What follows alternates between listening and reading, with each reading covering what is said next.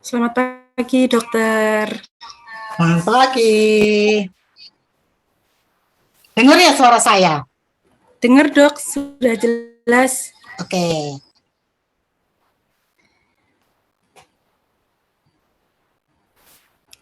Baik, untuk teman-teman, karena waktu sudah menunjukkan jam 10, bisa kita mulai untuk ruang ilmu bagian 5 pada pagi hari ini.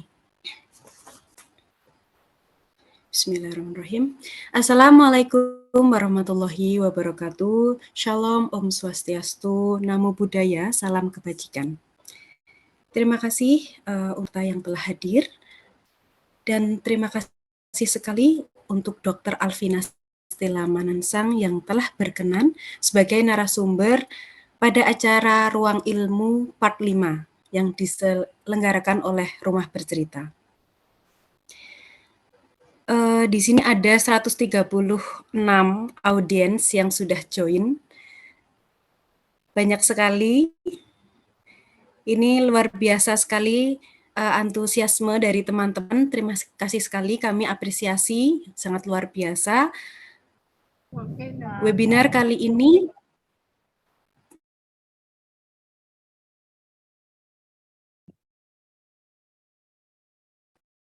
dalam acara peringatan Hari Pencegahan Bunuh Diri yang kemarin diperingati pada tanggal 24 September.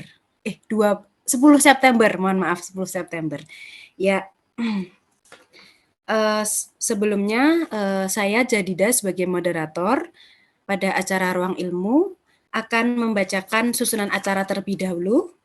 Yang pertama ialah pembukaan, yang kedua perkenalan singkat Rumah Bercerita, lalu pemaparan materi, dilanjutkan diskusi tanya jawab, lalu dokumentasi, dan yang terakhir penutup.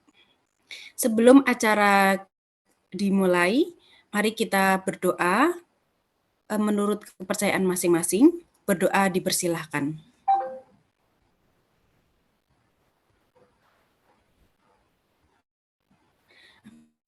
Terima kasih. Semoga dengan kita semua berdoa, acara pada pagi hari ini bisa lancar dari awal hingga akhir. Untuk acara yang kedua, perkenalan singkat dari Rumah Bercerita. Jadi biar teman-teman yang di sini semakin mengenal Rumah Bercerita. Untuk panitia bisa bantu share screen PPT-nya.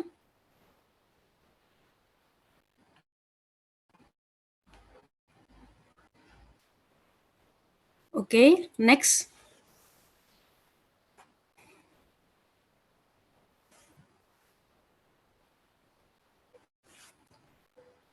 Apa itu Rumah Bercerita? Rumah Bercerita merupakan organisasi non-profit yang bergerak di bidang kesehatan mental. Lanjut.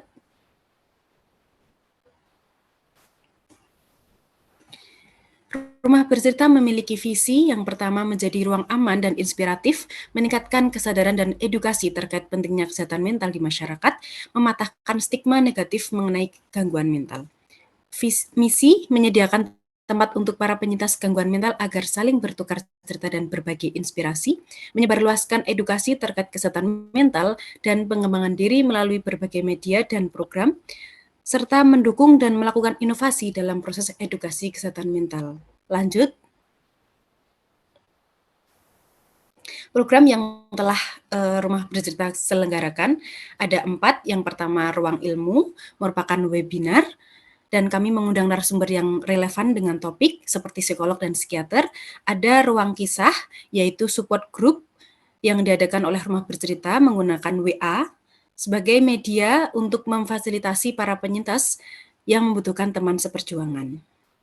Selanjutnya ada Ruang Bincang, merupakan program Instagram Live maupun peer support group yang dilakukan secara tatap muka dengan mengundang fasilitator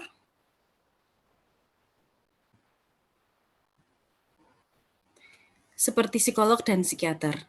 Yang terakhir ada Ruang Lega, merupakan bantuan konseling ke psikolog dari Rumah Bercerita. Konseling ini dapat dilakukan secara online maupun offline sesuai dengan peraturan yang berlaku. Lanjut.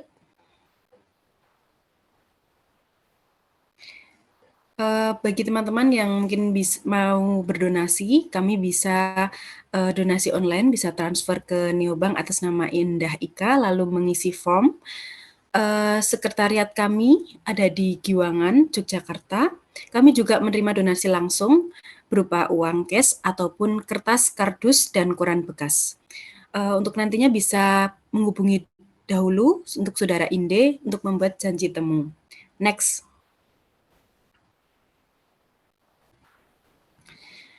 Ini adalah sosial media Rumah Bercerita, ada Instagram, Twitter, TikTok, email, dan situs web. Oke, cukup. Untuk acara yang selanjutnya, acara yang inti yang kita tunggu-tunggu, pemaparan materi oleh narasumber yang telah hadir di tengah-tengah kita. Saya sapa dulu. Selamat pagi, Dr. Alvina. Selamat pagi. Selamat Ya. pagi teman-teman Rumah Bercerita. Selamat pagi, Dok. Terima kasih Selamat hari telah Minggu. hadir. Ya, ini walaupun hari Minggu pagi, tapi teman-teman ini banyak antusiasmenya luar biasa untuk menghadiri acara, Dok. Sebelum dimulai, panitia bisa share screen PPT dari dokter, lalu saya akan membacakan CV singkat Dr. Alnastila Manansang.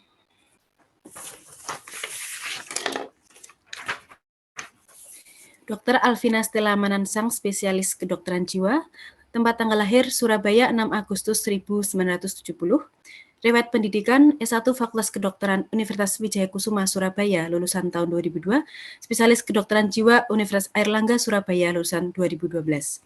Institusi bekerja di Rumah Sakit Jiwa Gracia Yogyakarta sebagai psikiater jiwa anak dan nafsa, sebagai Kepala Instalasi Rehabilitasi Mental RSJ Gracia, dosen tidak tetap FKUMY, UII, serta UGM sejak 1 September 2013 hingga Desember 2022. Bekerja di Rumah Sakit Ludira Husada Tama, Yogyakarta dari 2018 hingga sekarang, dan di Puri Husada Sleman dari 2020 hingga sekarang. Baik, dokter, apakah sudah siap menyampaikan materinya? Oke. Ya. Senyum. Oke. Teman-teman Rumah Bercerita, Ya. terima kasih kepada kesempatan ini. Saya diminta sebagai pembicara. Nah, panitia memberikan judul kepada saya, yaitu menemukan makna hidup untuk bertahan. Judulnya bagus dan berat sekali karena ini seperti konseling, dan saya akan memberikan PowerPoint ini ya untuk supaya mungkin setelah ikut Zoom ini teman-teman bisa menjadi lebih baik lagi. Ya. The next, Mbak, PowerPoint-nya bisa. Oke. Panitia bisa di next PowerPoint-nya. Oke.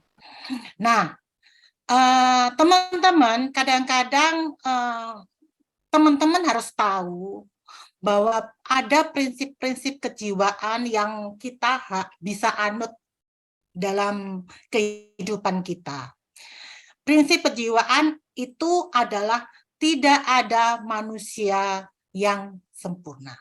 Jadi, baik teman-teman, bahkan saya sendiri sebagai psikiater, itu juga bukan manusia yang sempurna.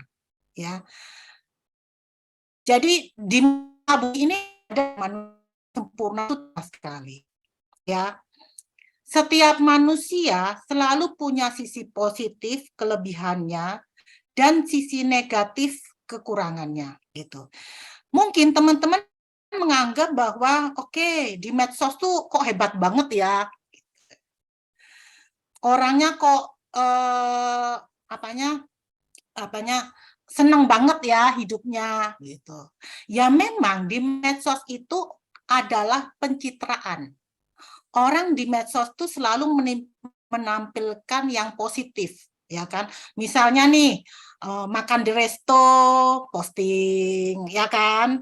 Terus pergi naik pesawat, posting, ya kan? Jalan-jalan ke luar negeri, posting, ya kan? Beli baju, beli tas, posting. Tapi pernah nggak teman-teman melihat kalau dia diposting kalau nggak lagi make up, ya kan? Kalau lagi jalan atau makan nasi kucing atau makan di emperan, diposting, kan nggak mungkin, gitu maksudnya. Dan orang yang aktif di medsos itu menganggap bahwa postingan-postingan yang pencitraan itu adalah yang the real-nya, dan itu tidak mungkin, gitu maksudnya. Jadi setiap manusia selalu punya sisi positif dan negatif. Cuma orang itu hanya menampilkan sisi positifnya, sisi negatifnya disembunyikan. Nah, jadi kita atau teman-teman yang di rumah bercerita harus mengerti apa sih sisi positif saya, apa sih sisi negatif saya. Kenali dirimu sendiri, kenali diri teman-teman sendiri. Apa sisi positif saya dan apa sisi negatif saya. Coba teman-teman ambil kertas. Bagi kertas itu menjadi 3 bagian seperti di dalam PowerPoint ini. Sisi yang sebelah kiri, tulis sisi positifku atau sisi positif teman-teman. Yang di tengah-tengah, tulis sisi negatifku atau sisi negatifnya teman-teman. Merenunglah dan temukan dirimu sendiri. Nah, untuk yang sisi negatif, yang sebelah kanan, teman-teman harus menulis solusi dari sisi negatifku atau sisi negatifnya teman-teman rumah bercerita. Apa solusi dari sisi negatif saya? Mungkin nanti teorinya tidak semua sisi negatif saya ada solusinya. Itu. Ya teman-teman. Jadi nanti next berikutnya setelah teman-teman menulis ini dengan setelah merenung berbulan-bulan, teman-teman akan tahu apa sih sisi positif saya, apa solusi-solusinya, ya kan? The next. Next. The next. Nah, kemudian teman-teman cari, temukan apa sisi positif saya, kelebihan saya, potensi saya, bakat saya, keahlian saya. Dan untuk sisi negatif atau kekurangan saya, cari atau temukan solusinya atau antisipasinya. Karena akan ada sisi negatifmu yang tidak ada solusinya. Dan untuk sisi negatifnya yang tidak ada solusinya, teman-teman harus menerimanya sebagai bagian dari diri saya. Karena saya adalah manusia yang tidak sempurna. Dan dalam kehidupan teman-teman sehari-hari, lakukanlah sisi positif atau kelebihannya teman-teman dan solusinya. Jadi dan antisipasi dari sisi negatifnya teman-teman. Jadi lakukanlah yang sisi nomor kiri dan sisi paling kanan.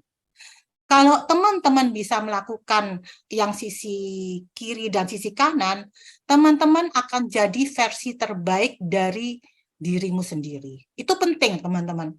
Karena kita tidak bisa jadi versi terbaik menurut orang lain. Ingat itu.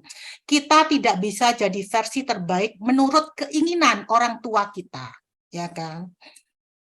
Yang terbaik adalah jadi versi terbaik menurut diri teman-teman sendiri, ya. Dan ingat, jangan membanding-bandingkan diri teman-teman dengan orang lain. Nah, itu kadang-kadang yang jahat. Kadang-kadang teman kita gini, aduh, teman kita sudah punya pacar, pacarnya ganteng. Kenapa saya nggak seperti itu ya? Gitu. Atau teman-teman kita kok sudah kerjaannya hebat. Kenapa saya tidak seperti itu ya? Nah, membanding-bandingkan itu yang membuat kita nanti akan down, akan depresi. Nah, itu yang sebenarnya tidak boleh, ya kan? Yang harus teman-teman lakukan adalah jadi versi terbaik dari teman-teman sendiri. Karena ingatlah bahwa setiap manusia punya jalan hidupnya masing-masing, punya rezekinya masing-masing, punya kesusahannya masing-masing. Karena yang kita bandingkan itu adalah yang hebat. Misalnya kita membandingkan teman kita, kok situ sudah kerja ya, kok saya belum, gitu. Kan itu yang lebih tinggi daripada kita, ya kan?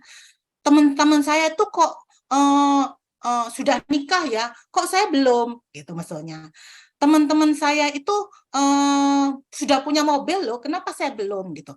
Teman-teman selalu mengcompare hal yang lebih tinggi, tapi teman-teman tidak bisa mengcompare hal-hal yang lebih rendah, ya kan?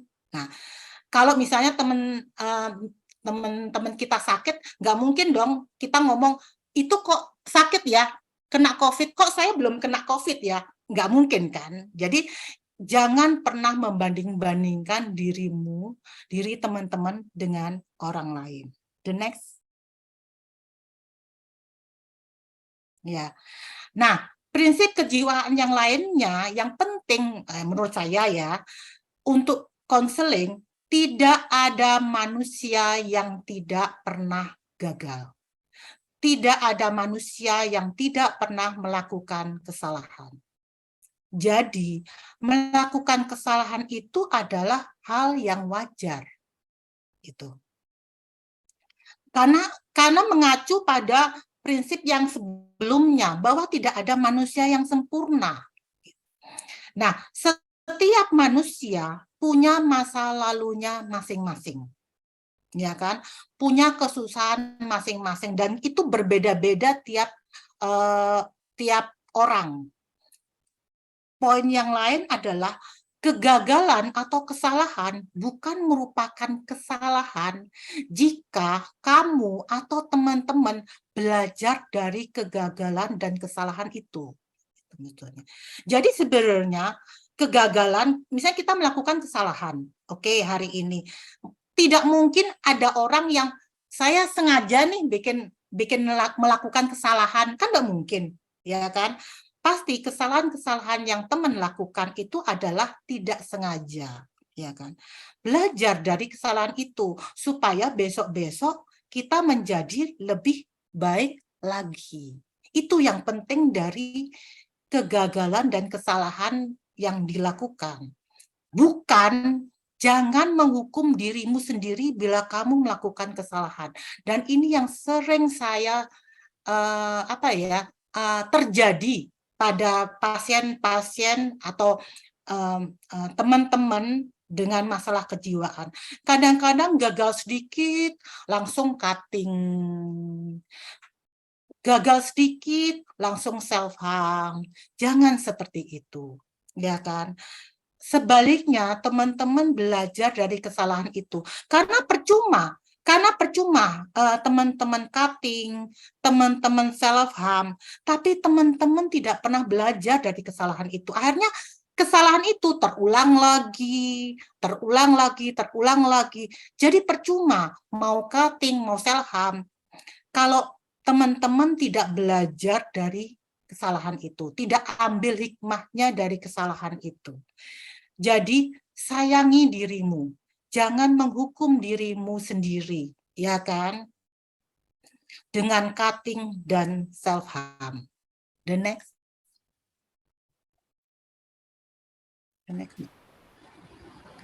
Ya, prinsip kejiwaan yang lain yang bagi saya penting untuk konseling teman-teman adalah hidup ini adalah proses. Tidak mungkin hidup ini bim salabim, itu tidak mungkin, ya kan? Hidup ini adalah proses. Kalau teman-teman pengen sesuatu, tidak mungkin istilahnya orang Jawa tuh saknyet, itu nggak mungkin. pasti adalah suatu proses, adalah perjalanan itu. Jadi kalau teman-teman maunya keinginan saya harus tercapai hari ini juga. Nah, itu cara mindset yang salah. Itu tidak boleh seperti itu. Dan hidup ini adalah realita gitu. Kadang-kadang saya tanyain pasien, dok, boleh nggak saya punya cita-cita setinggi langit? Kan kita diajarin di sekolah, gantungkanlah cita-citamu setinggi langit. Boleh, tapi dengan berjalannya waktu, dengan semakin berumur, semakin dewasa, kita harus hidup realistis, ya kan? Anak kecil ditanyain, dok, anak kecil ditanyain, kalau sudah besar mau jadi apa? Jawabannya, saya pengen jadi presiden, saya pengen jadi menteri. Coba teman-teman bayangkan, kalau di dunia ini semuanya menjadi kenyataan, jadi presiden semua. Hidup ini akan kacau, gitu. Jadi hidup ini adalah realita. Apapun pekerjaannya teman-teman, itu semua berguna, gitu. Walaupun teman-teman kerjanya cuma jadi pegawai biasa, bahkan yang paling rendah lah misalnya tukang sapu lah gitu ya. Saya sering ngomong sama pasien-pasien saya, tukang sapu lah gitu maksudnya, atau tukang angkut sampah lah. Itu sebenarnya dia pekerjaannya sangat berharga gitu. Coba bayangkan, bila di rumah kita tidak ada tukang sapu atau tukang sampahnya itu nggak ngangkut sampah kita 3 hari, pasti kita akan tanya, di mana sih tukang sampahnya tuh kok nggak datang-datang, ya kan? Berarti kan walaupun dia tukang sampah, ya kan, dia tetap berharga karena kita membutuhkan itu, ya kan? Nah, tapi hidup ini kan proses ya Mas, ya teman-teman. Jadi tatalah dirimu sendiri, tatalah diri teman-teman.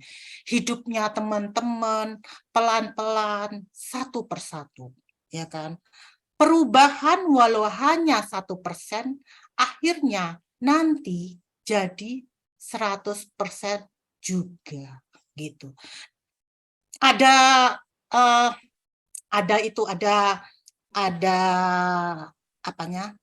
quote yang saya sering ngomong ke pasien-pasien saya yang merasa hopeless, merasa depresi, kok hidupku begini-begini aja ya, gitu. Quote-nya itu dari Martin Luther King. If you cannot fly, then run. If you cannot run, then walk. If you cannot walk, then crawl.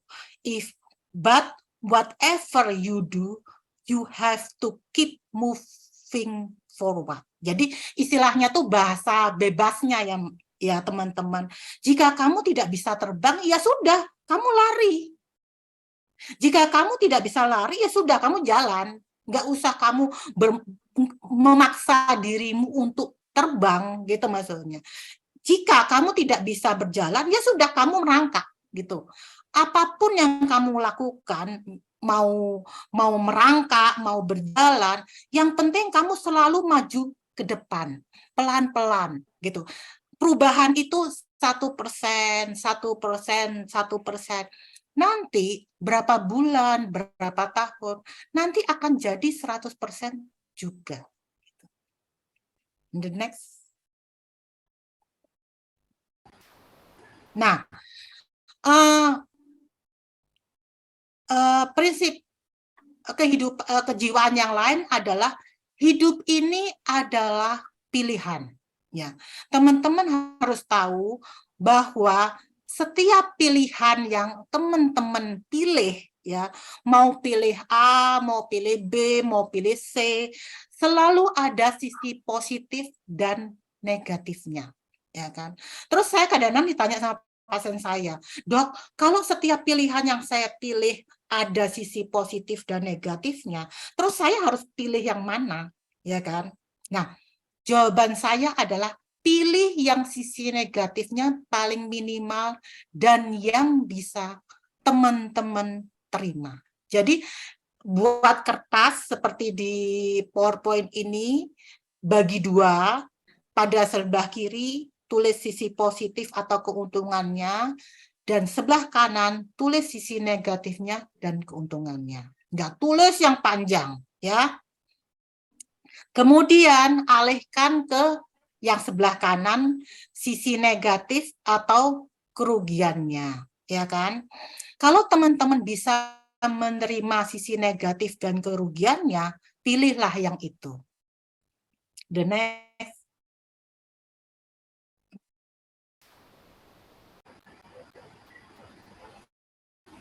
Next. Nah, prinsip yang lain yang sering saya omong ke pasien-pasien saya adalah cintailah dirimu sendiri. Jadi cintailah diri teman-teman sendiri dengan segala kekurangannya dan kelebihannya. Kenali dirimu sendiri, ya kan? Karena itu penting.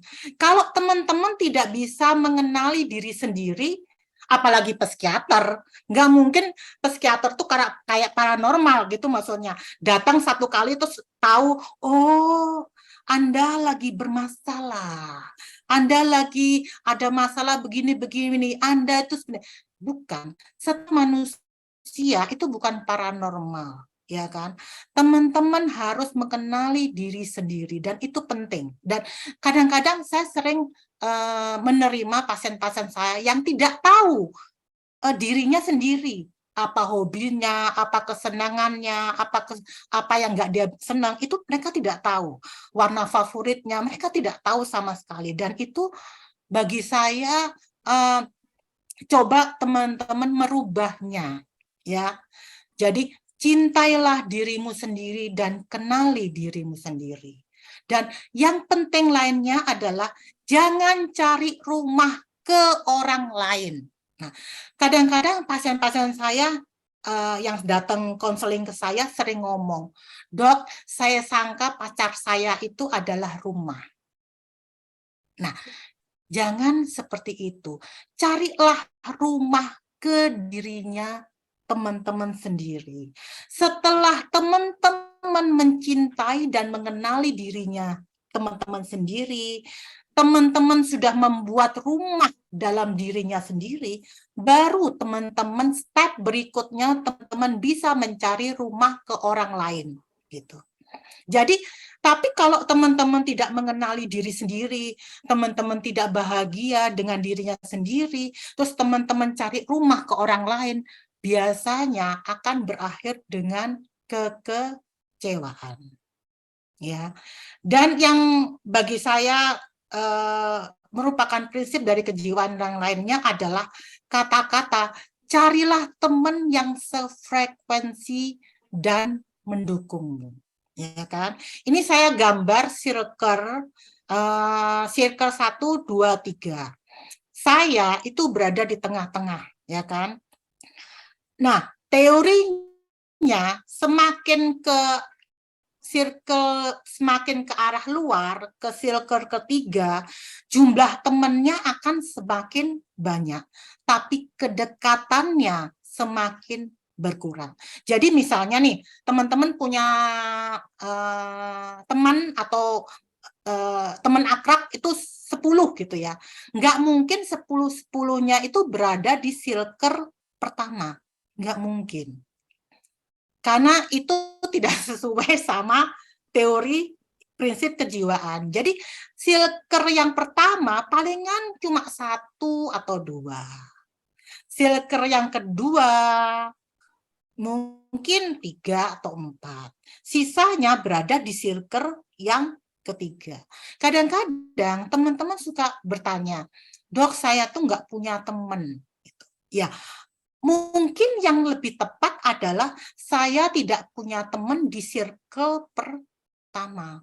Tapi saya punya banyak teman di circle kedua atau ketiga. Dan mungkin itu yang dimaksud teman-teman seperti itu. Jadi carilah di circle pertama, taruhlah orang-orang atau teman-teman yang sefrekuensi dan mendukung teman-teman gitu. Kalau di circle kedua ya mungkin teman kerja atau teman kuliah gitu. Di circle ketiga itu mungkin teman just say hello, teman ya party atau teman yang sekedar ngobrol-ngobrol jarang-jarang lah seperti itu. The next. Nah, ini yang sering karena ini kita bulan ini kita memperingati Hari Pencegahan Bunuh Diri, saya akan bercerita tentang bunuh diri sedikit ya. Jadi bunuh diri dapat terjadi karena impulsivitas, karena depresi, mempunyai penyakit kronis yang menaun, ada masalah ekonomi bisnis, ada halusinasi, terutama halusinasi dengar dan waham bersalah, atau pengguna zat, alkohol, atau masalah sosial budaya. Karena saya cantumkan masalah sosial budaya karena memang khusus untuk di Jogja sini ada fenomena yang namanya palung gantung. Itu fenomena sosial budaya yang berhubungan sama masalah bunuh diri. Saya jelaskan pertama ya, impulsivitas, yaitu misalnya nih dimarahin sama orang tua, saya bunuh diri aja gitu. Jadi itu suatu impulsivitas. Dan baru-baru ini ada juga yang anak kecil itu juga karena ibunya maksa dia harus sekolah, padahal dia sudah minta izin nih sama gurunya untuk tidak sekolah. Jadi dia datang ke sekolah, terus dia video call sama ibunya, dia ngomong, ini saya sudah ada di sekolah gitu. Setelah itu dia naik ke atas, dia loncat dari sekolahnya, lantai atas sekolahnya. Nah, itu karena impulsivitas, ya kan? Bisa juga karena depresi berat. Biasanya depresi berat ya, adanya situasi kehidupan yang sangat sulit dan penuh dengan stres. Tidak dapat mengendalikan stres atau krisis karena memang batas ambang stres tiap orang berbeda-beda gitu. Dan tidak sama untuk teman-teman. Contohnya tuh ambang stres tuh gini. Misalnya nih teman-teman orangnya agak cuek, berarti ambang stresnya tinggi gitu. Nah, misalnya teman-teman orangnya sensitif, semua masalah dipikirin, itu ambang stresnya rendah. Misalnya nih, teman-teman punya orang tua yang keras, yang kaku, ya, itu ambang stresnya rendah, ya kan? Terus misalnya teman-teman ada masalah gitu, ambang stresnya rendah. Jadi ambang stresnya itu bisa naik turun tergantung masing-masing orang tersebut, ya kan? Dan stres berat itu biasanya karena tidak mampu mencari jalan keluar yang lebih baik, ya kan? Pesan saya teman-teman, cobalah kalau teman-teman ada masalah, datanglah ke psikolog atau psikiater untuk konseling, ya kan? Kalau merasa tidak mampu nih, saya tidak punya jalan keluar yang lebih baik, cobalah datang ke ahlinya. Jangan cepat berpikir untuk bunuh diri, ya kan? Cepat berpikir untuk cutting, untuk self harm, gitu misalnya. Dan the next. Ya. Nah, tidak ada gejala tunggal pada perilaku bunuh diri. Beberapa keadaan dapat terjadi seperti perasaan sedih, tidak ada harapan, tidak berdaya, harga diri rendah, perasaan bersalah, tidak memperhatikan penampilan diri, gelisah, menarik diri, apatis, isolasi sosial, dan sukar bunuh diri. Ya kan? Dan saya pengen ngomong, bunuh diri itu bukan jalan penyelesaian masalah yang terbaik. Ya, bunuh diri itu tidak seindah impian teman-teman. Ini penting karena terus terang aja banyak merasa bahwa mungkin pasien-pasien saya ya banyak mengatakan, dok saya sudah capek dengan hidup ini, saya mau bunuh diri aja, gitu maksudnya. Saya merasa bahwa bunuh diri ini, kalau bunuh diri ini masa saya selesai, gitu. Jangan pernah berpikiran seperti itu. Jangan pernah menghukum dirimu sendiri. Karena bunuh diri itu tidak seindah. Misalnya gini, saya sering ngomong sama pasien-pasien saya, bunuh diri itu tidak seperti pergi ke mall. Misalnya nih kita pergi ke mall yang di Jogja sini, misalnya Hartono Mall. Ternyata Hartono Mall nggak bagus nih, rame gimana gitu. Ayo kita balik yuk ke mana? Ke Ambarukmo atau ke Sleman City Hall. Nggak seperti itu, ya kan? Kalau teman-teman sudah bunuh diri, ya sudah, enak nggak enak ya sudah di situ, nggak bisa balik lagi ke dunia seperti itu. Dan ingatlah bahwa bunuh diri bukan tidak seindah yang diinginkan. Kadang-kadang kita tuh ada sih cerita-cerita di berita ya, bahwa bunuh diri itu dia setelah bunuh diri dia bikin warisan. Saya pingin dikubur bersama pacar saya pingin dikubur pakai baju ini, pokoknya punya surat wasiat lah gitu maksudnya. Sekarang saya mau tanya ya teman-teman, kalau misalnya teman-teman bikin wasiat lah, saya kalau dikubur maunya dikubur sama pacar saya, misalnya kayak gitu. Tapi kalau keluarganya teman-teman menolak, maksudnya tidak melaksanakan surat wasiat teman-teman, gimana coba? Masa teman-teman balik lagi ke dunia, ya kan? Terus mau ngomel-ngomel sama keluarga, maksudnya orang tuanya teman-teman. Masa sampai saya mati aja, saya tidak didengar, saya tidak dihargai. Masa seperti itu? Kan nggak mungkin, ya kan? Jadi cobalah kita hidup realistis, seperti kayak gitu. Kalau teman-teman merasa hopeless, teman-teman merasa sumpek, atau teman-teman merasa bunuh diri, mau pingin banget merasa tidak ada harapan dalam hidup ini, pengen bunuh diri, datanglah ke ahlinya. Untuk konseling, untuk mencari jalan keluar yang lebih baik. The next. Bunuh diri terbanyak terjadi pada usia 18 atau 24 tahun, ya kan? Ya memang karena ini kan masa-masanya kita sangat emosional, masa-masa remaja emosional, maksudnya banyak masalah, banyak hal-hal baru dalam kehidupan kita, ya kan? Itu menurut survei loh ya, 18 sampai 24 tahun. Jadi sebenarnya kalau bunuh diri karena depresi, biasanya sih lebih sering pada dewasa muda dan lansia, karena dia ada depresi atau mungkin karena sakit kronis. Jadi bunuh diri yang pada usia muda itu biasa karena impulsivitas, sesaat, atau bisa juga karena depresi.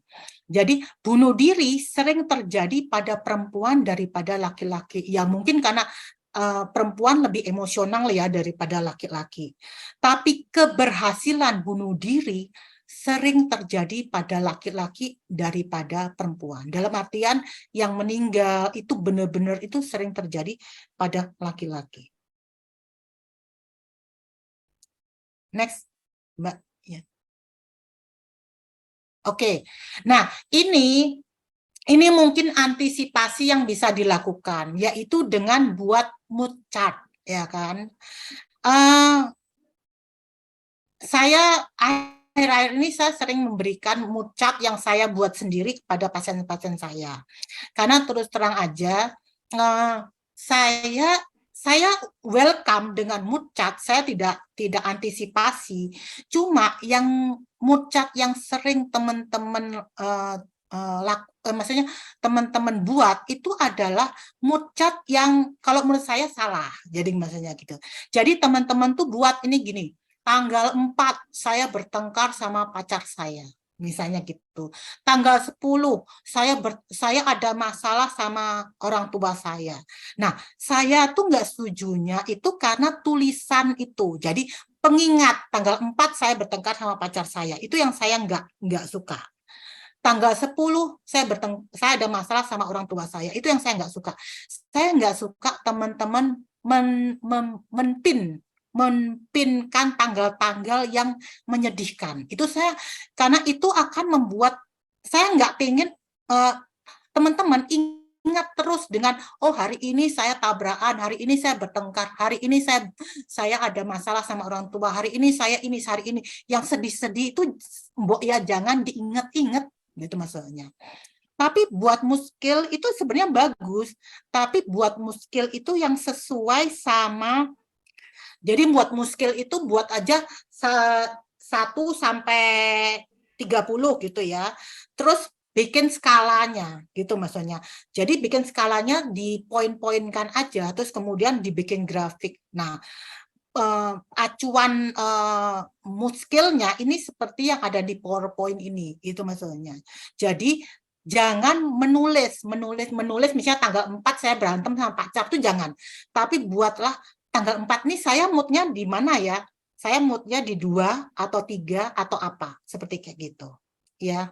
The next. Nah, yang penting sekali please ya, jangan cutting, jangan self-harm. Temukan pengalihan emosi yang lebih baik saat marah atau sedih. Misalnya nih, nyanyi teriak-teriak di karaoke. Atau saya lagi bete nih, saya lari aja lah di sekitar rumah atau lari 5 km gitu maksudnya ya kan? Ya, kan enak tuh. Pengalihan emosi jadi teman-teman jadi kelihatannya kurus ya kan? Nah, coba cari pengalihan emosi yang lebih baik maksudnya.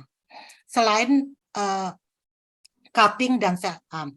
Dan temukan hal-hal kecil apa yang bisa membuat teman-teman happy dan meredakan kecemasan teman-teman. Gitu. Misalnya nih contohnya, saya happy kalau makan bakso, saya happy kalau makan es krim coklat, saya happy kalau ngopi, seperti gitu. Cobalah saya menjadi cemasnya berkurang kalau saya merajut, saya cemasnya berkurang kalau saya melukis. Coba lakukan itu setiap hari dalam kehidupan sehari-hari teman-teman. Lakukan hobi teman-teman dan minat bakat teman-teman. Dan buat target dalam hidup teman-teman. Wujudkan impian teman-teman. Jadi misalnya nih, saya mau targetnya dalam setahun saya harus bisa jadi misalnya barista yang ahli, itu misalnya. Atau dalam hal bekerja, saya punya target nih, saya pengen nyicil motor gitu. Dengan target-target yang bisa teman-teman raih, teman-teman ada semangat untuk hidup, misalnya seperti itu. Hindari trigger teman-teman. Jadi teman-teman harus tahu juga selain mengenali diri sendiri, teman-teman harus tahu trigger-trigger pencetus teman-teman Mbak, teman-teman melo, depresi itu apa? Apa pencetusnya? Itu yang harus dihindari atau harus dicari solusinya. Misalnya nih contohnya teman-teman. Saya ini takut kalau berada di ketinggian, ya kan? Tapi saya sengaja tuh naik di tempat yang tinggi terus kemudian turun lihat ke bawah. Ya itu kan sama aja dengan teman-teman mencetuskan triggernya teman-teman sendiri, ya kan? Dan coba hindari trigger-trigger itu. Karena trigger-trigger itu tiap orang beda-beda. Jadi tidak sama.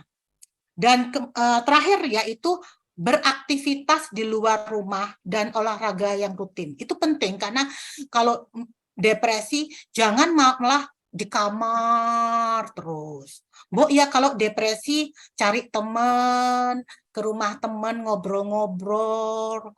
Kalau misalnya ada keinginan untuk bunuh diri, cobalah nginep di rumah sahabat, di rumah bestie, barang 1 hari, 2 hari buat ngobrol-ngobrol seperti itu. Jangan malah menutup diri, gitu maksudnya. Karena itu semakin menguatkan keinginan untuk bunuh diri tersebut. The next, ya Cinda. Oke. Ya. Nah, inilah yaitu penanganan bunuh diri itu biasanya kalau secara psikiater itu namanya biopsikososial. Jadi maksudnya biopsikososial itu penanganan secara menyeluruh, yaitu coba konseling rutin di psikolog, ya kan? Carilah psikolog atau psikiater yang enak, yang nyaman untuk diajak ngobrol. Karena itu penting. Karena kalau psikolog atau psikiater itu sudah nggak nyaman, sebenarnya apa yang diomongin tuh benar. Tapi karena tidak nyaman, kita langsung memblok omongannya dia gitu lah. Dan nanti karena tujuan dari konseling itu adalah cara pandang mindset seseorang tuh berubah. Jadi kalau misalnya psikolog itu sudah bete, membuat bete, akhirnya apa yang diomongin nggak nyampe gitu pada seperti itu. Jadi penting konseling rutin di psikolog atau psikiater yang cocok bagi teman-teman gitu. Nah, dan konseling yang sukses itu bukan berdasarkan dari lamanya konseling. Memang konseling itu tidak bisa 1 kali. Jadi kadang-kadang saya sering ngomong sama pasien saya, nggak bisa lah kamu datang ke saya 1 kali terus bim salah bim saya jadi the new person. Nggak mungkin. Konseling itu harus rutin, ya kan? Bertahap. Itu adalah proses seperti itu. Jadi konseling itu bisa dikatakan sukses atau tidak, itu kalau cara pandang mindset teman-teman itu berubah. Jadi misalnya nih ada masalah, misalnya putus sama pacar, contohnya kayak gitu.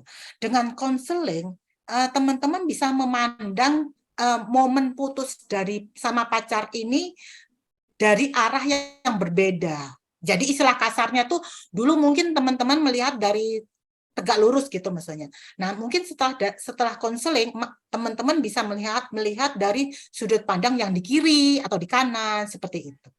Dan bila ini minum obat rutin dan cocok itu bila keadaan sudah parah, bila depresinya teman-teman mengganggu aktivitas sehari-hari, tidak dapat bekerja, tidak dapat tidur, tidak dapat misalnya berorganisasi, cobalah teman-teman datang ke psikiater dan minum obat rutin dan cocok. Ingat itu, ini saya menulis rutin dan cocok karena sering teman-teman minum obat rutin tapi tidak cocok, dalam artian aku minum obat ini kok masih depresi ya, moodku masih naik turun ya. Nah, itu berarti obat itu harus dievaluasi lagi, ya kan? Dan bila sangat parah, sudah ini saya harus bunuh diri nih saat ini juga, rawat inaplah di RSJ atau di rumah sakit yang punya ruangan rawat inap gitu. Jangan gengsi, ya kan? Karena ya itu teman-teman harus belajar mencintai diri teman-teman sendiri, harus belajar menyelamatkan diri teman-teman sendiri.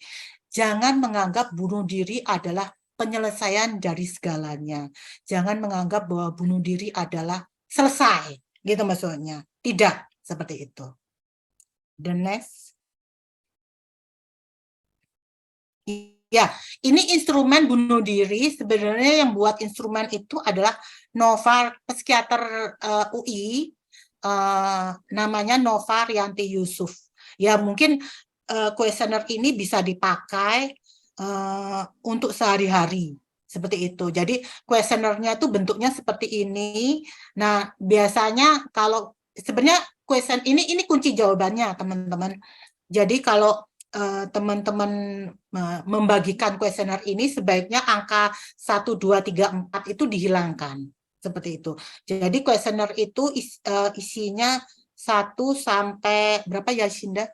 Ya, the next sampai berapa ya, sampai 16 pertanyaan. Jadi mungkin teman-teman bisa membuat, atau teman-teman di rumah bercerita bisa membuat kuesioner ini, terus angkanya itu di skip gitu. Jadi nanti bisa setelah dicentang-centang, the next ya. Nah, nanti setelah dicentang-centang, hasil centangannya itu kan ada angkanya, itu yang tadi itu lembar jawabannya. Jadi dijumlahin semua dari pertanyaan 1 sampai 18. Bila skornya lebih dari 34, berarti ada kemungkinan mempunyai risiko bunuh diri. Nah, kayaknya ini PowerPoint saya yang terakhir. Yang berikutnya adalah ucapan terima kasih. Ya, terima kasih atas perhatiannya teman-teman, dan pesan saya jangan lupa bahagia ya teman-teman. Ya, saya kembalikan kepada tim rumah bercerita. Kayaknya setelah ini ada tanya jawab ya. Betul sekali, Dok. Untuk sesi selanjutnya, sesi tanya jawab. Terima kasih sekali, Dok, atas pematerinya yang sangat luar biasa. Semoga bermanfaat bagi kita semua. Oke, ini ada yang angkat tangan. Sebentar.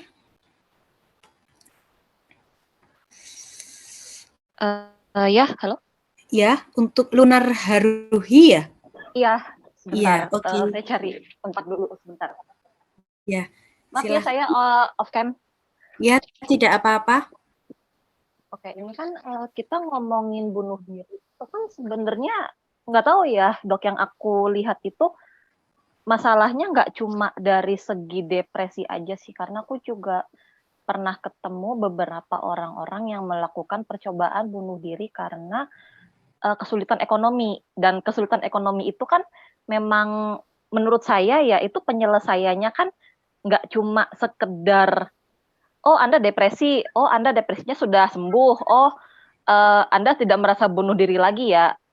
Nggak semudah itu juga. Let's say orang terjerat pinjaman online, bunganya sampai ratusan ya, walaupun dia nggak depresi kan dia tetap punya tanggung jawab yang mungkin memang jauh di atas kemampuan ekonominya dia gitu loh.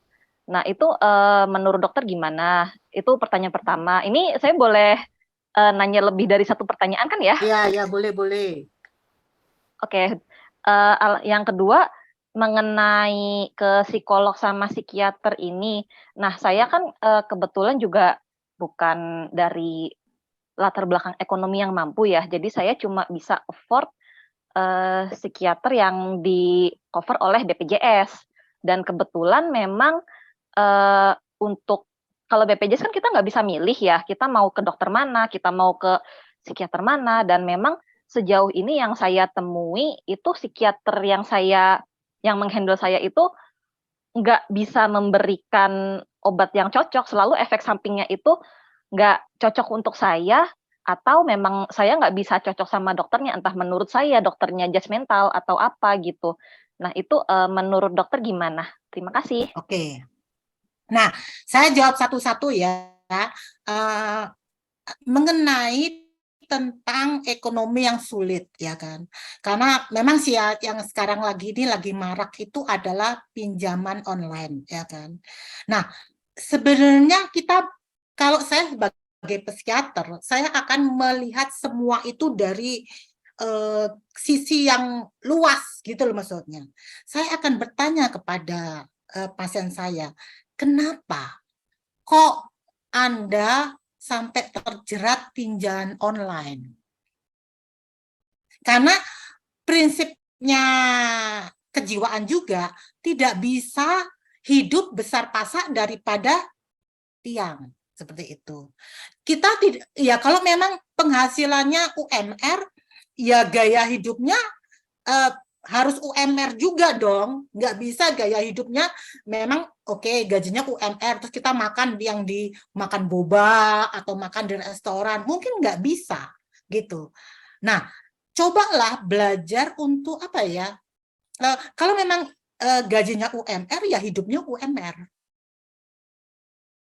Kalau nggak punya duit, ya bagaimana caranya kita mengarrange apanya ya? Kayaknya memanage keuangannya kita gitu maksudnya, sambil kita mencari opportunity, misalnya kita misalnya daripada pinjam online, apakah lebih baik kalau kita kerja atau kita cari penghasilan tambahan, seperti kayak gitu-gitulah. Saya kadang-kadang saya punya pasien juga, kemarin waktu saya ditanyain, dok, saya itu nggak dokter setuju nggak kalau saya baik ambil kredit bank gitu. Saya bilang tidak, Bu, ya kan. Daripada ibu ngambil kredit bank, lebih baik ibu jual rumah ini. Memang dia berencana mau jual rumah yang dia mau jual rumah karena rumah itu menimbulkan banyak kenangan yang membuat dia ketrigger.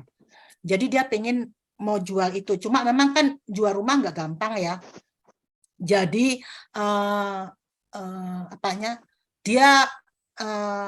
dia tidak sabaran. Akhirnya dia melontarkan omongan, dok, bagaimana kalau saya pinjam online, maksudnya keambil kredit bank gitu maksudnya. Dan itu saya tidak merekomen, ya kan. Terus pertanyaan Mbak yang kedua, yaitu psikolog atau psikiater tidak bisa memilih. Sebenarnya kalau di daerah mungkin tidak ya, karena sebenarnya gini aja.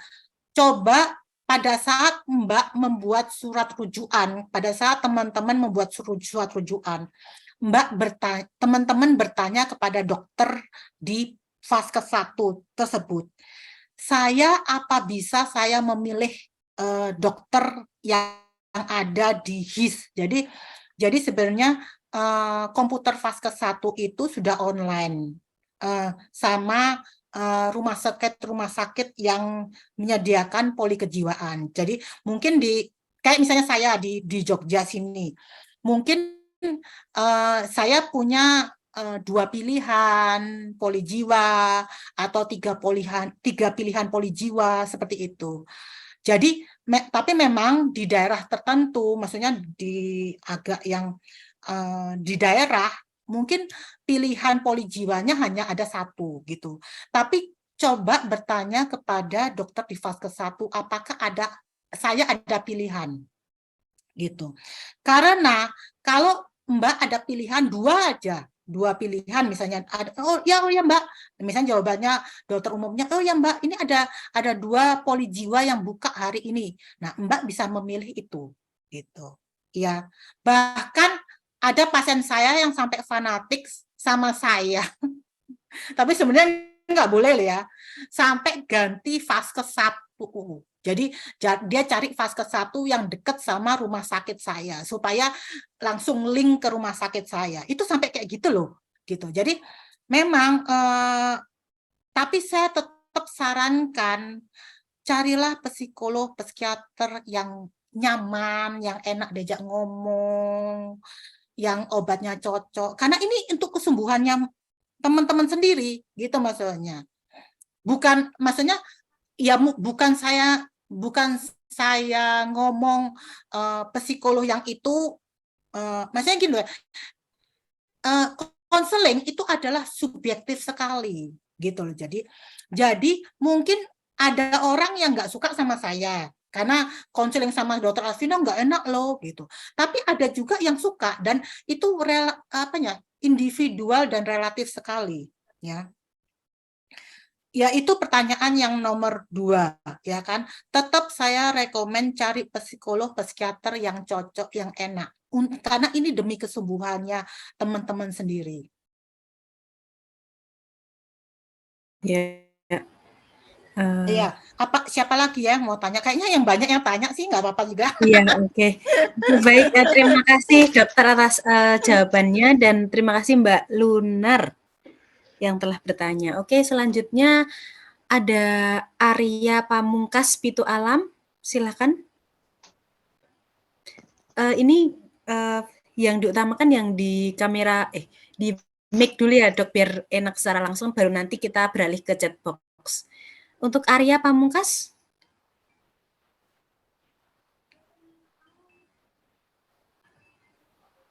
Baik, Oke. mohon maaf sebelumnya kalau ada. Baik, terima kasih atas kesempatannya. Sebelumnya saya mohon izin karena sedang ada pembangunan ya di tempat saya. Saya mau bertanya dok, kalau kita nih ada keinginan bunuh diri yang sangat memuncak gitu, mungkin terjadinya malam ya dok, terus kita udah mencoba untuk bertanya respon dan saat itu tidak ada orang lain yang bisa membantu gitu dok. Bagaimana caranya, hal pertama apa yang harus saya lakukan untuk meredam keinginan bunuh diri?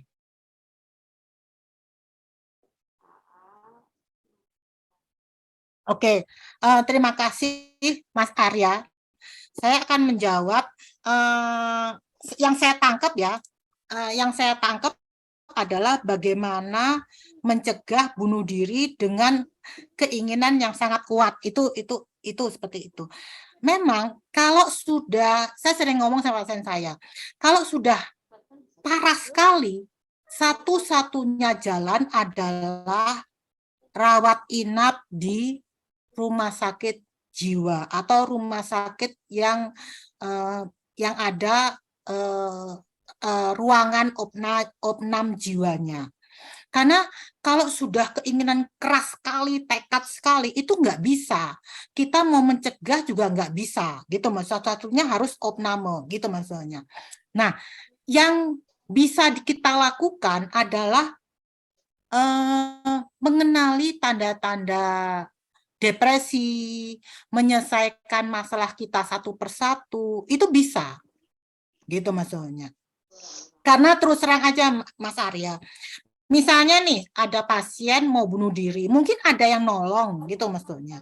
Mungkin ada yang nolong, ada yang menghibur dia, ya kan? Tetap orang itu yang menolong dia harus membawa si orang yang bunuh diri itu ke rumah sakit jiwa. Jangan dibiarkan pulang ke rumah. It's okay, semua baik-baik saja. Dia nggak jadi bunuh diri, nggak bisa. Karena nanti keinginan itu akan berulang lagi seperti itu. Jadi dia harus, kalau ada keinginan bunuh diri yang sangat kuat, satu-satunya saran saya adalah opname. Gitu. Gimana Mas Arya? Baik, sudah terjawab dokter. Sudah menjawab? Sudah. Ya, oke. Terima Terima kasih. kasih. Ya. Oke, selanjutnya dari Tatiana. Silakan bertanya langsung dengan Dr. Alvina. Baik, Kak. Izin, Dok. Iya. Saya ingin bertanya. Saya kan ibu hamil kan bisa merasakan ya, Dok, bayi dalam perut ibu hamil itu ketika ibu. Saya pernah baca di Google bahwa depresi itu menurun secara genetik. Apakah itu ada kaitannya, Dok? Oke. Iya, itu memang saya menjawab ya Mbak Tatiana. Oke, Tatiana. Saya menjawab bahwa kalau pertanyaan depresi menurun secara genetik, jawabannya ya, tapi penurunnya tidak direct. Dalam artian itu gini. Direct itu dalam artian gini, misalnya ibunya depresi, anaknya pasti depresi, itu nggak mungkin. Ya, ada banyak faktor untuk seseorang mengalami gangguan kejiwaan, tidak hanya faktor genetik. Mungkin pola asuh itu yang penting, sifat dasar si orang itu tersebut, misalnya orang itu introvert, itu berpengaruh lagi. Jadi tidak mesti genetik itu berperan sangat besar. Tapi memang kalau misalnya ibunya Tatiana depresi, mungkin Tatiana bisa hati-hati gitu maksudnya. Dalam hati-hati dalam masalah kejiwaan yang Mbak Tatiana alami gitu maksudnya. Tapi tidak segampang itu. Jadi maksudnya tidak direct. Jadi tidak direct tuh tidak langsung gitu. Ada banyak faktor untuk seseorang itu gangguan jiwa. Jadi yaitu pola asuh, sifat dasar pasien itu sendiri, terus misalnya trauma, adanya bully, adanya maksudnya ada perubahan yang ya maksudnya tidak beruntung, misalnya masih kecil bapaknya meninggal atau ditinggal ibunya, banyak faktor. Jadi tidak bisa saya katakan 100% depresi genetik maksudnya 100% faktor genetik depresi itu menurun gitu maksudnya. Ya Mbak Tatiana. Ya dok, terima kasih ya dok penjelasannya. Tapi misalnya nih Mbak Tatiana depresi, terus Mbak Tatiana punya anak, ya coba pola asuhnya diperbaikin seperti itu. Apa yang dulu Mbak Tatiana alami dulu waktu masih kecil tidak terjadi pada anak seperti itu. Jadi dengan begitu anak-anak Mbak Tatiana juga akan lebih baik daripada Mbak Tatiana. Sering saya katakan kepada pasien saya, stop depresi sama kamu. Jangan turunkan depresi itu pada anak-anak. Sepertinya itu. Ya Mbak Tatiana. Siap dok, terima kasih dok.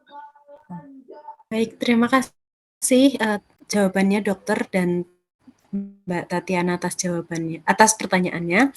Oke, selanjutnya dari Ripka dari Banjarbaru. Bisa on mic? Ya, halo. Kedengaran, Ya. Mbak? Oh, ya, Dengaran, silakan pertanyaannya. Selamat siang, Ibu Dokter. Saya ada yang mau ditanyakan. Ini tapi agak intro sedikit. Nggak apa-apa, nggih. Gini, saya kan banyak mengalami banyak hal yang cukup berat menurut saya akhir-akhir ini gitu kan. Terus saya juga belajar gimana self love, kayak menerima diri sendiri, menyayangi diri sendiri gitu. Terus ada waktu-waktu saya pernah malam gitu, saya bingung, saya nangis, saya merasa aku ini kenapa gitu. Aku pengen teriak minta tolong, tapi kalau aku minta tolong juga kalau ditanya orang, kamu kenapa minta tolong apa, saya juga nggak ngerti saya kenapa gitu. Saya belajar, saya juga mulai belajar mindfulness, sadar gitu. Oh sadar nih aku kenapa gitu, aku kenapa sih sebenarnya gitu kan. Saya juga mulai belajar mindfulness, kayak sadar jangan kayak gini gitu-gitu kan. Sudah melewati itu juga gitu. Yang mau saya tanyakan itu saya belajar berdamai dengan keadaan, belajar berdamai dengan diri sendiri gitu kan. Belajar memaafkan dan mengampuni orang lain gitu, dan sudah sepertinya saya rasa saya sudah melewati itu gitu. Cuman sekarang saya lagi di fase agak sulit sepertinya memaafkan diri sendiri gitu. Kayak blaming myself gitu, Bu. Kok kalau dulu kayaknya susah banget gitu maafin orang lain gitu. Kalau sekarang kenapa sepertinya lebih mudah gitu memaafkan orang yang menyakiti saya gitu kan. Kenapa sekarang itu di fase saya yang kayak saya susah menerima, saya memaafkan diri saya gitu karena saya pernah karena saya gini, hidup kamu itu tanggung jawab kamu gitu kan, perasaanmu itu tanggung jawab kamu gitu. Terus saya merasa kayak ini nih salah saya gitu karena saya pernah salah langkah, saya pernah salah pilih jalan hidup gitu, Bu. Kira-kira saya bisa minta mungkin dikasih sesuatu atau advice dari seorang ibu dokter gitu. Kira-kira bagaimana saya supaya mengurangi perasaan yang kayak nggak apa-apa gitu, kamu nggak apa-apa gitu, kayak ya begitulah Bu. Saya agak susah ini kan ya. Ya, Mbak Ripka, memaafkan diri sendiri itu memang saya jujur akui itu memang tidak mudah. Tapi itu harus dilakukan. Jadi saya kadang-kadang ngomong sama pasien saya, "Dok, saya ingin melupakan trauma saya, masa lalu saya." Saya katakan pada pasien itu, trauma itu kalau sudah jadi memori, itu bukan seperti kain yang ada nodanya. Jadi trauma, memori, masa lalu itu tidak seperti kain yang bernoda, yang bisa dicuci sama rinso, terus kemudian nodanya hilang, blank. Itu nggak bisa. Jadi trauma, masa lalu, memori itu tidak bisa Mbak mau minum obat berapapun banyaknya, tidak bisa ada brain wash, itu nggak bisa. Bahkan ada yang ngomong, "Dok, saya mau hipnoterapi." Kenapa? Supaya trauma, memori, masa lalu saya hilang. Itu nggak bisa. Satu-satunya yang untuk menghilangkan trauma, memori, masa lalu, Mbak yang misalnya, oke, salah gitu ya, itu satu-satunya dengan move on. Mbak harus belajar move on sedikit demi sedikit, satu persatu dibenerin, ya kan? Karena kalau Mbak misalnya nih, kalau Mbak nggak move on, itu sama aja dengan Mbak menyeret masa lalunya Mbak ke masa depan, gitu. Jadi kita harus satu-satu kata tuh harus move on. Memang move on itu nggak gampang. Bim salah bim, ada kadabra, nggak bisa. Itu adalah proses juga, maksudnya. Cuma Mbak harus belajar punya tekad untuk maju, untuk oke, saya harus berubah, saya harus memaafkan. Karena bukan gimana, oke, misalnya Mbak pernah pernah melakukan kesalahan gitu ya. Sekarang ini Mbak mau nangis, mau jerit-jerit, apakah kesalahan masa lalunya Mbak bisa berubah? Enggak kan? Iya kan? Jadi masa lalu itu nggak usah diingat, gitu maksudnya. Masa lalu itu sebenarnya seperti kertas. Jadi saya kalau praktek saya suka meragain, ada kertas warna merah. Terus kemudian saya tumpuk gitu sepertinya. Akhirnya kertas warna merah itu tertumpuk paling bawah, gitu maksudnya. Yang jelek dari orang dengan trauma dan masa lalu yang jelek itu adalah dia merecall sehingga kertas yang tadinya tertumpuk di bawah itu yang warna merah itu akan naik ke atas. Kalau setiap dia merecall, dia akan menaik. Setiap merecall dia akan menaik. Nah, kalau Mbak selalu merecall masa lalu Mbak yang jelek, ya kapan Mbak mau melupakan, gitu maksudnya. Jadi lupakan masa lalu itu, nggak usah terlalu diingat, gitu maksudnya. Anggap aja gini, misalnya gini, oke, saya dulu melakukan kesalahan. Coba Mbak punya pemikiran mindset yang seperti ini. Misalnya, oke, saya dulu melakukan kesalahan. Oke, tapi kan dulu itu saya masih remaja. Saya kan masih bodoh. Saya nggak tahu kalau itu salah, gitu maksudnya. Jadi ya itu bisa terjadi karena kan saya dulu miskin. Saya bukan saya nggak ngerti kalau itu salah. Jadi harus ada mindset yang baru yang Mbak tanamkan pada diri Mbak seperti itu. Atau misalnya gini, ya dulu terjadi, tapi kalau sekarang terjadi saya nggak mau kalau dicolek-colek, saya pukul orang itu kalau ada orang yang nyolek-nyolek saya, seperti kayak gitu. Jadi dengan konseling mindset terbaru akan muncul, dan itu yang membuat Mbak jadi ya belajar sedikit-sedikit tidak merecall masa lalu Mbak, gitu ya Mbak Septia ya. Ripka, oke. Septia namanya. Ya sorry. Ripka. Soalnya yang di depan tuh jadi Mbak Septia. Saya tuh ngomongnya terlalu berapi-api jadi. karena terus terang aja saya juga manusia. Saya tuh punya kecemasan loh. Saya punya kecemasan. Saya belajar untuk mengelola kecemasan saya karena saya juga manusia gitu. Saya juga ngomong sama pasien-pasien saya, kamu jangan melihat saya sebagai psikiater yang sempurna. Oh enggak, saya tuh psikiater yang terlalu banyak kekurangannya juga, sama seperti saya. Cuma saat ini saya psikiater, kamu pasien saya. Tapi sebenarnya saya juga tidak lebih baik daripada kamu. Padahal saya tuh kadang-kadang sama pasien-pasien saya kesalut loh. Pasien-pasien saya tuh hebat-hebat. Bahkan saya merasa pasien-pasien saya bahkan lebih hebat daripada saya. Kayak gitu. Gimana, ada pertanyaan lagi? Ada Dok, ini dari Novita PWT. Silakan bisa bertanya langsung. Halo, Novita. Saya mau bertanya. Iya, silakan. Saya itu punya teman yang ceria dan ekstrovert. Menurut saya, dia itu orangnya itu cuek apa kata orang. Dulu sebelum COVID, memang dia bilang orang tuanya itu nggak akur, tapi nggak cerai juga, jadi masih serumah. Tapi setelah COVID selesai, aku ketemu dia lagi, dia tuh tangannya keloid semua. Tadi kan dokter bilang kalau anaknya cuek, tingkat stresnya lebih rendah dari orang yang sensitif.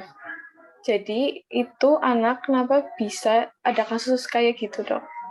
Dan gimana penanganannya sebagai temannya dan mungkin sebagai guru BK di sekolah yang menangani. Lalu saya juga punya teman yang sering cerita bohong. Kenapa bohong? Karena ceritanya nggak konsisten, berubah-ubah. Dan saya itu nangkepnya, dia itu pengen dapat perhatian. Kenapa? Karena ada emang teman aku satu lagi itu sakit-sakitan anaknya. Dan pingsan. Semenjak dia lihat teman yang lain pingsan, dia itu jadi sering pingsan. Tapi sebenarnya nggak kenapa-napa.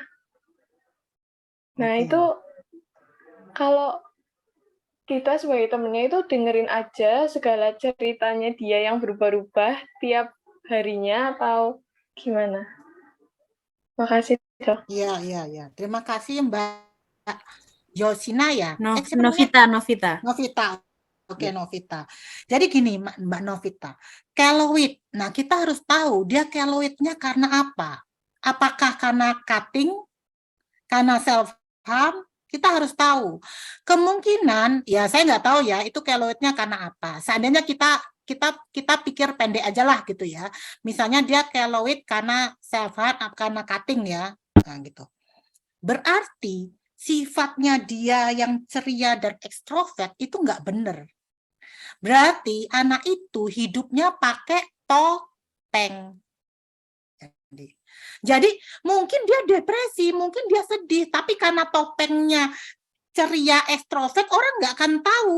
Orang nggak akan tahu kesedihannya dia, kesusahannya dia, seperti itu. Saya kadang-kadang sering ngomong sama pasien juga ya, kamu hidup nggak usah pakai topeng. Jadilah dirimu sendiri. Kalau ada teman yang nggak suka sama kamu, ya sudah, cari teman lain. Emangnya di Jogja ini berapa juta orang ini tidak ada yang mau jadi temenan sama kamu, bahkan cuma satu orang aja gitu. Karena kalau kamu pakai topeng hidup, kamu menampilkan wah ceria, ekstrovert, mampu, saya bisa, misalnya saya kaya, saya tukang traktir temen kayak gitu. Kalau lama-lama kamu akan capek kalau pakai topeng terus, gitu maksudnya. Jadi, jadilah dirimu sendiri dengan segala kekurangannya, gitu maksudnya. Kalau ada teman yang mau berteman sama kamu, oke. Kalau enggak, cari yang lain, gitu maksudnya. Karena enggak bagus selamanya dia pakai topeng, enggak bagus. Dan itu yang kadang-kadang saya sering pasien-pasien saya seperti itu. Sebenarnya jadi introvert itu pun juga tidak buruk loh. Jadi introvert itu dia punya sisi yang baik juga. Dan bukan berarti yang ekstrovert itu pasti bagus. Enggak. Ekstrovert itu juga ada sisi negatifnya. Jadi baik introvert maupun ekstrovert itu semua ada sisi baik dan buruknya. Bukan berarti sisi ekstrovert itu bagus. Enggak selamanya dia bagus. Kadang-kadang introvert juga bagus kok, gitu maksudnya. Karena introvert itu biasanya orangnya tekun, orangnya teliti, seperti itu. Dia orang yang tipe setia, seperti itu. Berteman tidak mengecewakan, seperti itu. Jadi sebenarnya jangan takut untuk jadi introvert. Yang jelek dari introvert itu adalah sisoid. Jadi selain introvert itu kita di kejiwaan ada namanya sifat sisoid. Nah, itu yang nggak boleh. Jadi beda introvert sama sisoid ya, teman-teman. Jadi kalau sisoid itu benar-benar dia mengisolasi diri. Dia tidak mau berteman gitu maksudnya. Tapi kalau introvert itu dia masih mau diajak jalan, diajak keluar rumah, itu masih mau gitu sama orang-orang yang nyaman buat dirinya. Tapi kalau sisoid itu memang harus dihindari seperti itu. Jadi beda sisoid sama introvert itu. Jadi misalnya gini nih, introvert itu memang orangnya dia pendiam, tertutup gitu. Tapi dia biasanya akan ngomong sama 1-2 orang yang nyaman buat dia. Dia masih mau pergi jalan-jalan, walaupun tidak seperti ekstrovert yang tukang party gitu misalnya, ya kan. Tapi sedangkan autis, kalau sisoid, dia mengisolasi diri. Jadi misalnya nih, ayo kita, misalnya saya punya teman sisoid nih, terus saya ajak dia jalan-jalan ke mall gitu ya, dia pasti nggak mau. Ayolah saya bayarin nih jalan-jalan, tapi kamu anterin aku, dia pasti nggak mau. Jadi itu sisoid itu yang kalau bagi saya buruk. Tapi introvert tuh belum tentu semuanya buruk, ya, Mbak. Terus kemudian suka berbohong, cari perhatian. Nah, ini kesannya saya merasa bahwa pasien ini yang suka berbohong, cari perhatian itu ada masalah pada pola asuh orang tuanya, ya kan? Kesan saya loh yang saya tangkap gitu maksudnya. Karena bukan bagaimana, untuk apa sih berbohong gitu maksudnya. Nggak berbohong aja hidup ini sudah rumit gitu maksudnya, sudah susah. Untuk apalagi tambah berbohong, apalagi dia cari perhatian. Pentingkah perhatian itu? Maksudnya gitu. Kadang-kadang orang jadi pusat perhatian itu nggak enak loh. Bener loh. Tidak selamanya orang jadi pusat perhatian itu selalu nyaman gitu maksudnya. Kadang-kadang apanya ya? Misalnya nih contohnya, artis gitu, mungkin dia artis itu mungkin dia menggunakan perhatian itu untuk misalnya cari penggemar, cari misalnya ada tujuannya gitu maksudnya, ada tujuan, ada gen-gen yang dia dapatkan atau benefit dia dapatkan, misalnya jadi YouTuber, jadi apa supaya ada yang endorse dan lain-lain. Tapi sebenarnya kalau kamu tidak maksudnya tidak ada benefitnya, untuk apa cari perhatian? Enakan kayak saya gitu, makan di pinggir jalan, orang nggak akan tahu kalau saya Dokter Afina. Jadi kan misalnya makan di pinggir jalan, makan penyetan, nggak ada yang tahu kalau saya Dokter Afina. Itu kan nyaman. Dan kadang-kadang hidup ini ya itu nggak usah lah, maksudnya kita tidak usah cari aktualisasi diri, pengakuan diri, misalnya gitu. Kalau saya merasa bahwa oke, yang saya lakukan itu sudah benar, ya kan, dan saya lakukan itu bahagia, membuat saya happy, untuk apa? Orang suka atau tidak suka, bagi saya nggak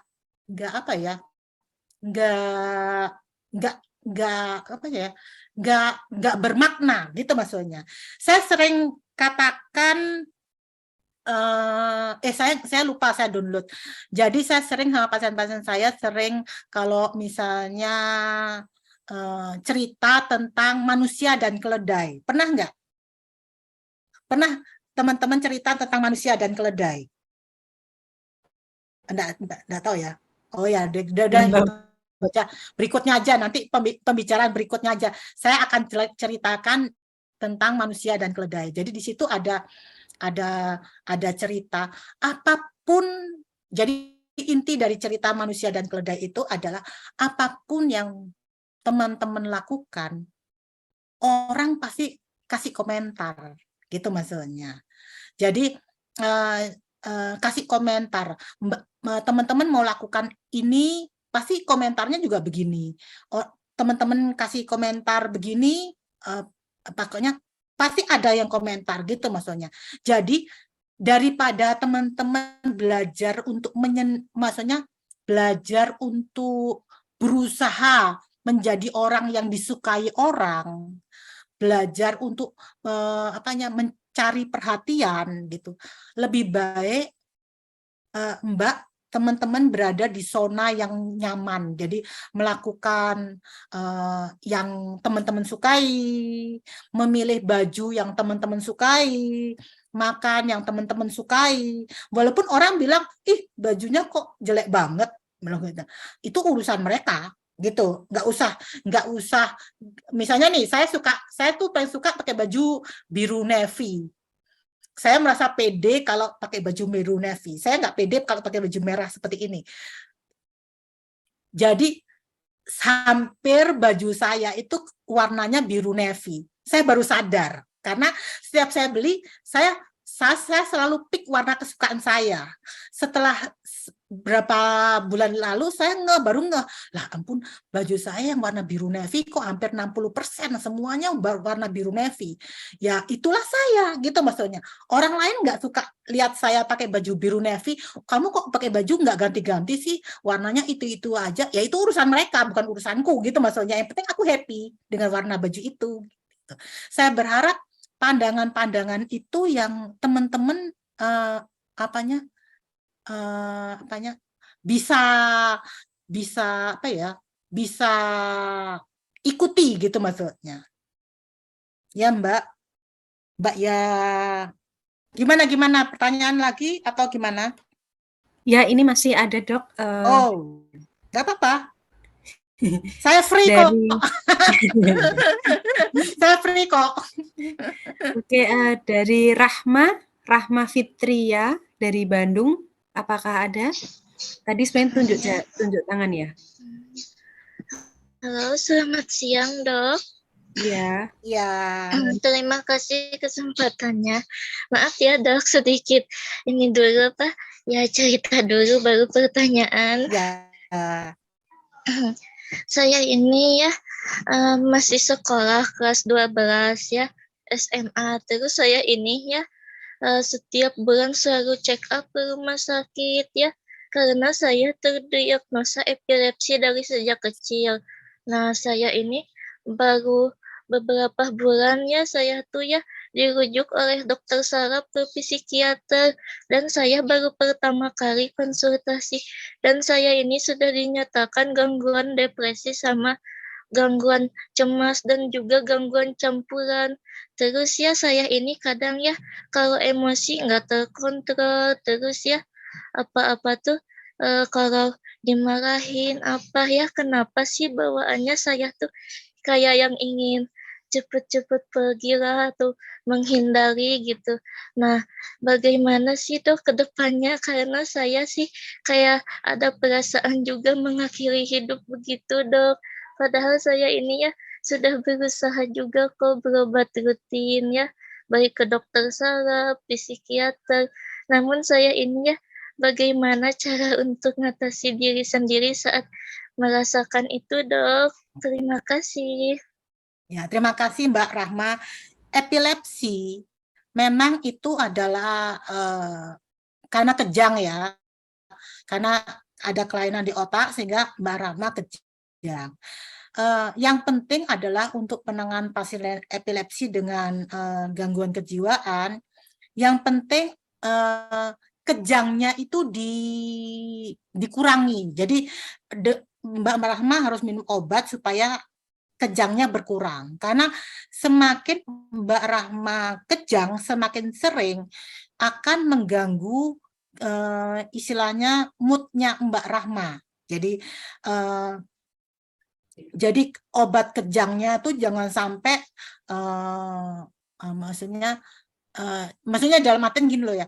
Maksud saya Mbak Rahma minum obat, saya berharap dengan obat itu Mbak Rahma tidak kejang lagi, gitu maksudnya. Karena kejangnya Mbak Rahma itu akan memicu moodnya Mbak Rahma lebih parah lagi seperti itu.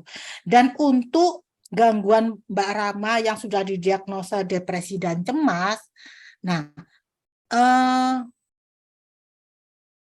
saya coba Mbak Rahma konseling di psikiater itu, ya kan? Saya harus tahu kenapa Mbak Rahma depresi, kenapa Mbak Rahma cemas gitu loh. Karena terus terang aja Mbak Rahma, banyak orang yang lebih menderita daripada Mbak Rahma yang mereka masih survive, ya kan?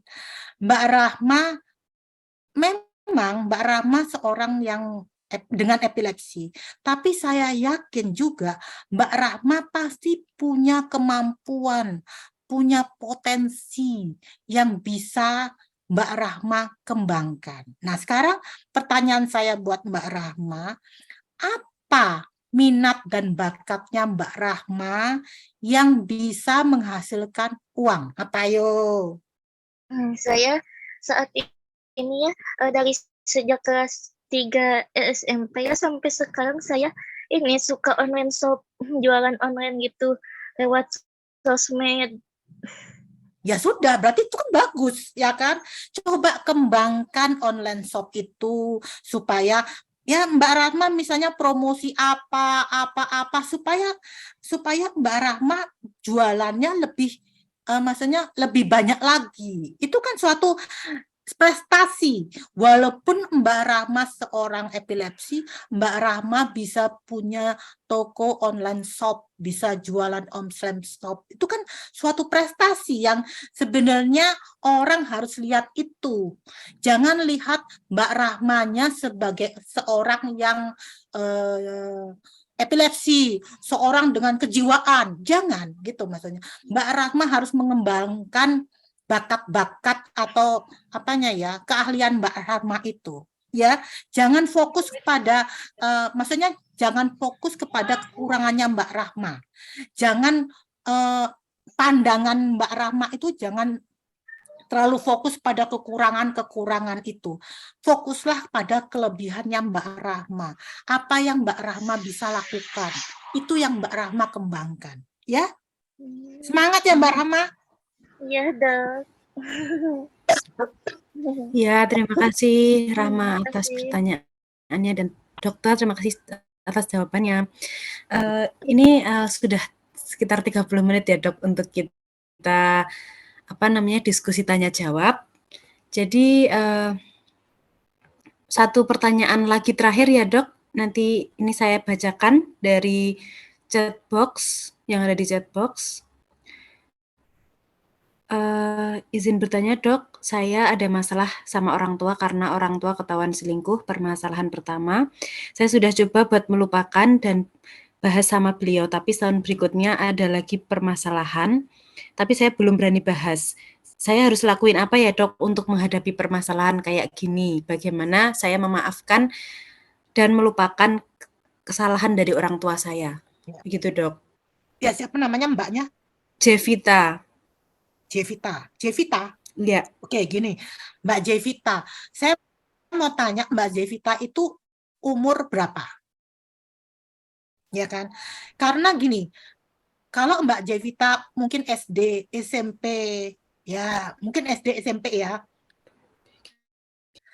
Perceraian orang tua itu hal yang sangat sangat bermakna dalam kehidupan Mbak Jevita. Tapi kalau Mbak Jevita sudah belajar untuk mandiri, SMA atau kuliah atau sudah kerja, orang tua sebenarnya secara teori orang tua mau selingkuh, mau bercerai, itu sebenarnya sudah tidak ada hubungannya lagi, gitu maksudnya. Nah, Mbak Jevita mau milih gimana? Orang tuanya selingkuh tapi baik-baik saja di depannya Mbak Jevita, di mana bapaknya Mbak Jevita menyakiti ibu dan ibu menyakiti Mbak Jevita, atau orang tuanya Mbak Jevita bercerai secara baik-baik, gitu maksudnya. Kalau Mbak Jevita sudah dewasa, misalnya sudah SMA ke atas, saran saya fokuslah kepada hidupnya Mbak Jevita sendiri. Nggak usah ikut campur urusan orang tua. Karena orang tuanya Mbak Jevita, baik bapak dan ibu, pasti punya permasalahannya sendiri-sendiri. Karena kadang-kadang dalam perkawinan itu tidak seindah yang Mbak Jevita harapkan. Fokuslah pada diri Mbak Jevita sendiri, ya kan? Belajarlah dari pernikahan orang tuanya Mbak Jevita untuk kehidupannya Mbak Jevita ke depannya. Karena gini, ini berhubungan sama, pernah nggak Mbak Jevita ngomong belajar tentang ilmu stoik ya, di YouTube tuh banyak tuh ilmu-ilmu stoik namanya. Jadi dia stoik itu ya, dia membagi hidupnya manusia atau hidupnya kita atau hidupnya Mbak Jevita atau hidup saya jadi dua hal yang bisa kita kendalikan sama hal-hal yang tidak bisa kita kendalikan. Nah, kita, misalnya saya hanya fokus diajarkan dari ilmu stoik itu untuk fokus pada hal-hal yang bisa saya kendalikan aja. Karena kalau saya fokus pada hal-hal yang tidak bisa saya kendalikan, saya akan cemas, saya akan depresi, saya akan stres, saya akan bertanya, kenapa ini terjadi seperti itu. Nah, perceraian orang tua itu adalah termasuk hal-hal yang tidak bisa saya kendalikan. Omongan orang itu termasuk hal-hal yang tidak bisa saya kendalikan. Persepsi orang terhadap saya itu termasuk hal-hal yang tidak bisa saya kendalikan. Orang mau suka atau tidak suka sama saya itu tidak bisa saya kendalikan, gitu maksudnya. Jadi coba Mbak Jevita fokus pada hal-hal yang Mbak bisa kendalikan saja. Fokus pada hidupnya Mbak, fokus pada kuliah, pekerjaan, gitu maksudnya. Misalnya Mbak Jevita aktif organisasi, fokus pada itu aja, nggak usah fokus pada hal-hal yang tidak bisa Mbak kendalikan. Mbak Janinda. Oke, baik Dok, terima kasih atas jawabannya. Untuk Jevita, terima kasih atas pertanyaannya. Kami tutup ya untuk diskusi tanya jawab kali ini. Mohon maaf sekali untuk teman-teman yang sudah bertanya, namun karena keterbatasan waktu sehingga belum bisa dijawab seperti itu. Baik, untuk